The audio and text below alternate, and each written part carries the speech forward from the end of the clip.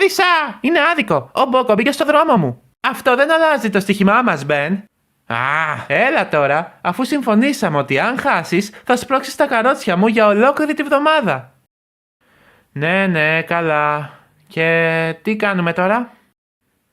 Λοιπόν, έχω μια ιδέα. Συνέχισε. Είδες τον Έντουαρτ που κοιμόταν στο υπόστεγο? Ναι. Πώς θα σου φαίνονταν η ιδέα να του πούμε ένα γεια? Εννοείς όπως τότε που πρωτοήρθαμε στο Σόντορ? Απ' το στόμα μου το πήρες. Υπέροχα! Θα φοβηθεί πάρα πολύ. Πάμε.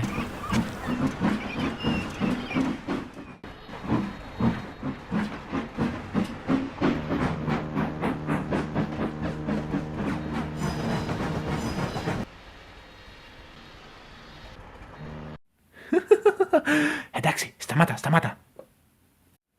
Πάμε, με το 3. 1, 2...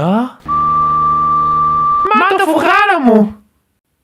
Ήξερες πως ήμασταν εδώ? Εννοείται πως το ήξερα, Μπιλ. Νομίζατε πως θα έμενα ευάλωτος ενώ κυκλοφορούσατε δίπλα μου εσείς οι δυο?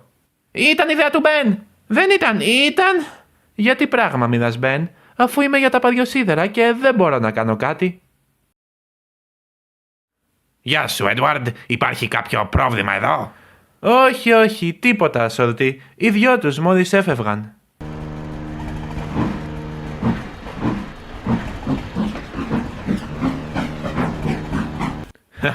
Είναι παλιόμουτρα και οι δυο τους. Εντυπωσιάζομαι πάντα με την ικανότητά σου να τους χειρίζεσαι. Έχω μεγάλη εμπειρία, φίλε μου. Πρέπει να έχεις πολλές ιστορίες από εκείνα τα χρόνια, Έντουαρντ. Ιστορίες σαν τις δικές μου. Έχω πολλές, Σόλτι. Πάρα πολλές.